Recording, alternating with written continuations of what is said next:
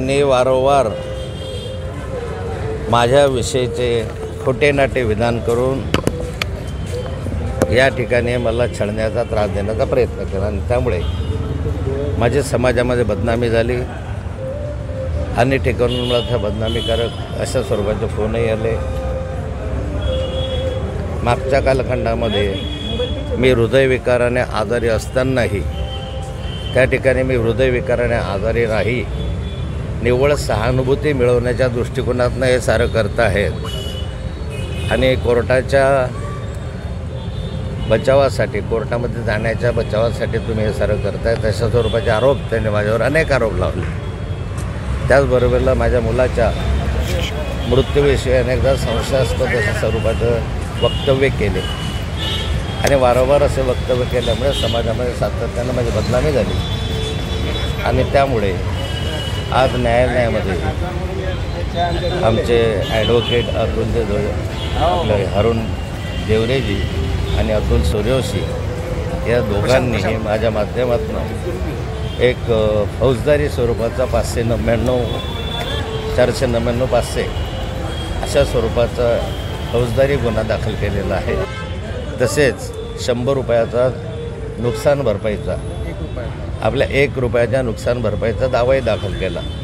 कारण गिरीश महाजन अति श्रीमंत आहे, मोठ्या स्वरूपाचा दावा दाखल केला तर ते भरू शकतील, पण माझ्या दृष्टीनं त्यांची किंमत 1 रुपयापेक्षा जास्त नाही।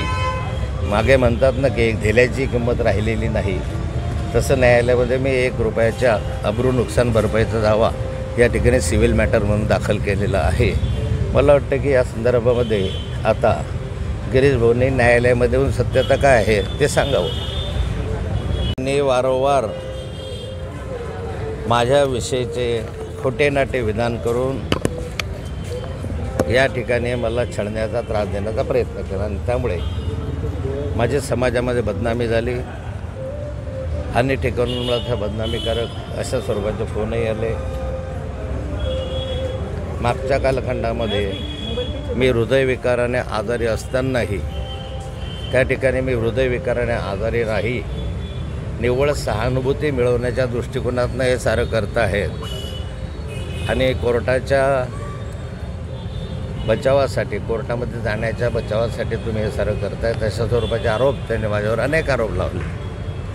त्याचबरोबरला माझ्या मुलाच्या मृत्यूविषयी अनेकदा संशयास्पद अशा स्वरूपाचं वक्तव्य केले आणि वारंवार असे वक्तव्य केल्यामुळे समाजामध्ये सातत्यानं माझी बदनामी झाली आणि त्यामुळे आज न्यायालयामध्ये आमचे ॲडव्होकेट अतुल आपले हरुण देवरेजी आणि अतुल सूर्यवंशी या दोघांनीही माझ्या माध्यमातून एक फौजदारी स्वरूपाचा 599 499 500 अशा स्वरूपाचा फौजदारी गुन्हा दाखल केलेला आहे।